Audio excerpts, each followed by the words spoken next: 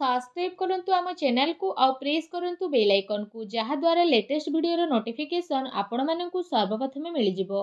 नमस्कार बंधुगण आपण मानकु आम यूट्यूब चैनल को स्वागत। बंधुगण आज वीडियो रे जानिबा आगामी ए 15 दिन आपणकर किपरि कटिबो से विषय जानिबा, किंतु यहा पूर्वरु जदि चैनल रे नुआ करि आछंती तो चैनल को सब्सक्राइब करिनेबा सह पाखरे आसुथुबा बेल आइकन को क्लिक करंतु। स्वयं भगवान श्रीकृष्ण कहिसंती एते आपण सीधा सीधा हुअंतु नाही, कारण जंगल रे रहुतुबा सीधा गछ को ही सर्वप्रथमे कटा जाई थाए। तेणु आपण एते भी साधा सीधा हुअंतु नाही, आउ तेढ़ा मेढ़ा गछ को सब बेले छाड़ी दिया जाई थाए। तो एमिति रे अन्य जीवन सह पूर्ण रूप रे जीवा ठारू भल हेबो आमे निजे निजर भाग्य अनुसार जी नेबा। शक्ति को अपमान से मानि थाए जे असत्य द्वारा लाभ प्राप्त करि थाए। नमस्कार बंधुगण, जय माँ लक्ष्मी। आपण समस्त को आम यूट्यूब चैनल को पुणी थरे आउ गोटे वीडियो को बहुत बहुत स्वागत। ओम गणेशाय नमो। आज आमे आपण माननकु कहिबु आगामी ए 15 दिन आपणकर किपरि साब्यस्त हेबो। आपणक पई सुविचार रहिछि। देखा जाउथुबा स्वप्न स्वप्न होई रहि जाई थाए जे पर्यंत व्यक्ति निजर झाड़ को बुहाई न थाए। जदि जीवन रे सफलता प्राप्त करिवार अछि तो परिश्रम आउ विश्वास आपण करिबा शिखि नियंतु, तेबे जे आपणकु सफलता मिलिबो। सफलता मिलिबा पई आपणकु बहुत परिश्रम करिबाकु पड़िबो। जदि आमे कहिबा ए 15 दिन रे स्थिति विषय आपण ए दिन रे निजर मनचाहा सफलता प्राप्त करिवे, ता सहित आर्थिक स्थिति रे सुधार मिलिबार जोग बनुछि। अटकी बा उलुझिथिबा पैसा मिलिबा कारणरू समय आपणक पई ए सब स्थिति रे अनुकूल रहिबो। विशेष भाବରେ पिलांकर पाठ पढ़ा आउ विवाह संबंधित गतिविधि रे खर्च आपणकर अधिक टिके होई पारे, सेथिपई भल स्थिति मध्य मिलिबो। ता सहित जदि फ्रेंड्स कहिबा पिलांकर किलकारी संबंधित कौनसी खुशी खबर मिलिबा कारणरू घरे खुशी भर वातावरण बनी जिवो। विशेष भाବରେ सरकारी कार्य जदि आपणकर चालुथुला तो ए सबु दिन रे कौनसी महत्वपूर्ण व्यक्तिंकर परामर्श आपणक सपक्ष रे मध्य जाई पारे। कौनसी धार्मिक स्थल रे जिबार स्थिति मध्य बनुछि। कौनसी भी कार्य करिबा द्वारा विवेक आउ धैर्यर सह काम करंतु, कारण भावना रे ने जाइथिबा निर्णय आपणक पई नुकसान होई पारे। जमीन जायदाद संबंधित सबु कागज करबाई करिबा समय रे लापरवाही आदु भी करंतु नाही, अन्यथा कौनसी प्रॉब्लम रे आपण फसी पारंती। विद्यार्थी को निजर पाठ पढ़ारे ध्यान केंद्रित करिबार आवश्यकता रहिछि।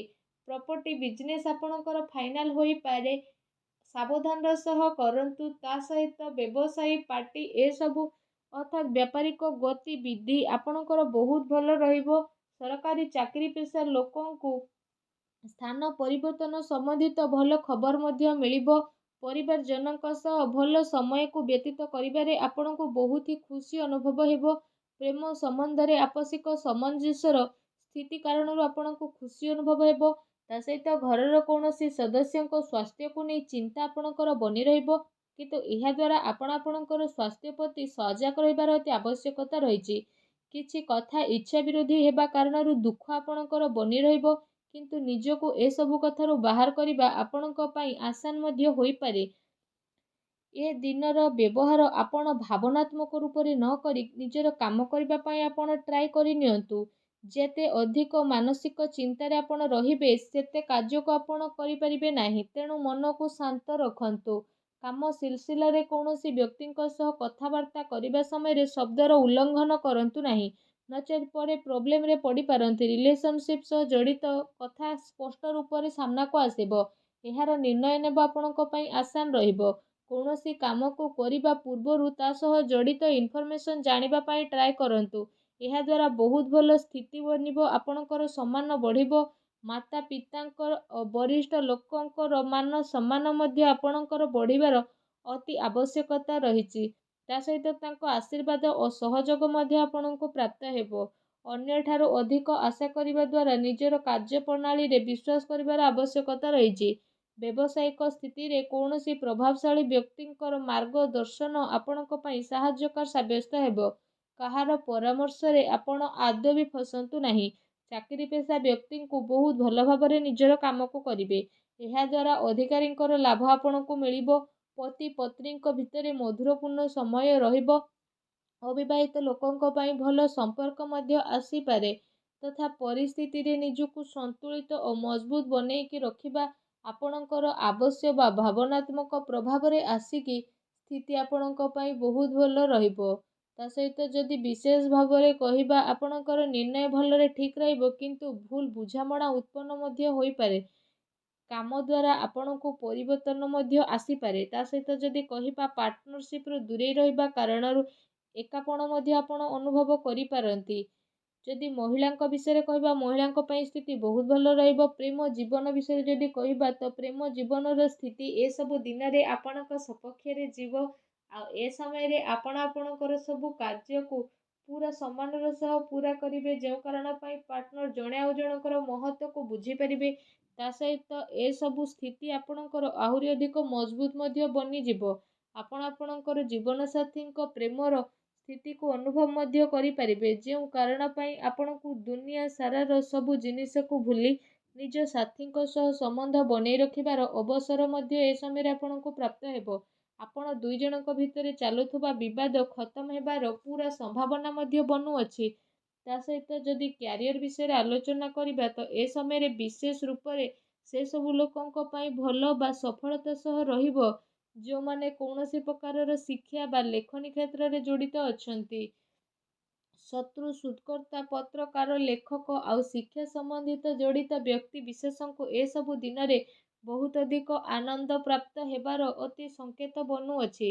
ଏ ଦିନରେ ଲମ୍ବା ଯୋଜନାକୁ ଆପଣ ବନେଇ ନିବେଶ କରିବାର ସ୍ଥିତି ମଧ୍ୟ ବନୁଛି।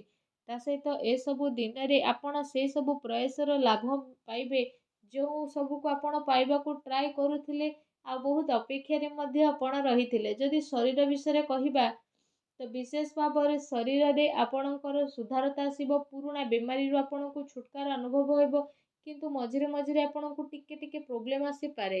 ବା ସାବଧାନ ରୁହନ୍ତୁ। ଖାଦ୍ୟପେୟ ଉପରେ ବିଶେଷ ଭାବରେ ଯତ୍ନ ରଖନ୍ତୁ। ଲମ୍ବା ସମୟରୁ ଆପଣ ଯାହା ଚାହୁଁଥିଲେ ସେ ସବୁ ଆପଣଙ୍କୁ ମିଳିବ। ସମସ୍ୟାର ଉଚିତ ହାଲରେ ପହଞ୍ଚିବା ପାଇଁ କୌଣସି ସଠିକ୍ ବ୍ୟକ୍ତିର ଆପଣଙ୍କୁ ପରାମର୍ଶ ନେବାକୁ ପଡ଼ିବ। ତେବେ ଯାଇ ପ୍ରତିଦିନର ସମସ୍ୟାରୁ ଆପଣଙ୍କୁ ଛୁଟକାରା ମିଳିବ। ଏମିତିରେ କୌଣସି ମେଡ଼ିସିନ ଡକ୍ଟରଙ୍କ ବିନା ପରାମର୍ଶରେ ନେଲେ ଆପଣଙ୍କୁ ପରେ ପ୍ରୋବ୍ଲେମ୍ ଫେସ୍ ହୋଇପାରେ। ଭାଗ୍ୟର ପୁରା ସାଥ ଆଗାମୀ 15 ଦିନରେ ଆପଣଙ୍କୁ ତ ପ୍ରାପ୍ତ ହେବ, କିନ୍ତୁ ଯଦି ଉପାୟ ବିଷୟରେ କହିବା, ତ ଆଗାମୀ 15 ଦିନରେ ଭଗବାନ ଗଣେଶଙ୍କର ପୂଜା ଆରାଧନା କରନ୍ତୁ। ଘରୁ ଯେତେବେଳେ ବାହାରକୁ ଯାଉଛନ୍ତି ପକେଟରେ ଦୁବ ନେଇକି ଯାତ୍ରା ଆରମ୍ଭ କରନ୍ତୁ। ନିଜର କ୍ରୋଧ ଉପରେ ନିୟନ୍ତ୍ରଣ ରଖନ୍ତୁ। ତା ସହିତ ସବୁବେଳେ ସତ କହିବା ପାଇଁ ଟ୍ରାଏ କରନ୍ତୁ। ଦେଖିବେ ଜୀବନର ପ୍ରତିଟି କ୍ଷେତ୍ରରେ ଆପଣଙ୍କୁ ସଫଳତା ପ୍ରାପ୍ତ ହେବ। ତା ସହିତ ଆପଣ ପରିଶ୍ରମ କରିବାକୁ ଆଦୌ ବି ଭୁଲନ୍ତୁ ନାହିଁ। ଯେତିକି ପରିଶ୍ରମ ଏଇ ଆଗାମୀ 15 ଦିନରେ କରିବେ, ସେ ପରିଶ୍ରମର ଡବଲ ଫଳ ଆପଣଙ୍କୁ ପ୍ରାପ୍ତ ହେବ। ତେଣୁ ଏହା ରହିଲା କି ଆପଣ କେତିକି ପରିଶ୍ରମ କରୁଛନ୍ତି ଆଉ କେତିକି ଆପଣଙ୍କୁ ଫଳ ମିଳିବ। ଯେତିକି ପରିଶ୍ରମ କରିବେ ତାର 2 ଗୁଣ ଫଳ ଆପଣଙ୍କୁ ପ୍ରାପ୍ତ ହେବ। ତ ଆଶା କରୁଛି এই ଭିଡ଼ିଓଟି ଆପଣଙ୍କୁ ଭଲ ଲାଗିଥିବ। ଯଦି ଭିଡ଼ିଓଟି ଭଲ ଲାଗିଥାଏ ତ ଭିଡ଼ିଓଟିକୁ ଲାଇକ୍ଟେ କରନ୍ତୁ। ଆଉ ଯଦି ଆପଣ ଚ୍ୟାନେଲରେ ନୂଆ କରି ଆସିଛନ୍ତି ତ ଚ୍ୟାନେଲକୁ ସବସ୍କ୍ରାଇବ୍ କରିନେବା ସହ ପାଖରେ ଆସୁଥିବା ବେଲ୍ ଆଇକନକୁ ବି କ୍ଲିକ୍ କରନ୍ତୁ। ଧନ୍ୟବାଦ।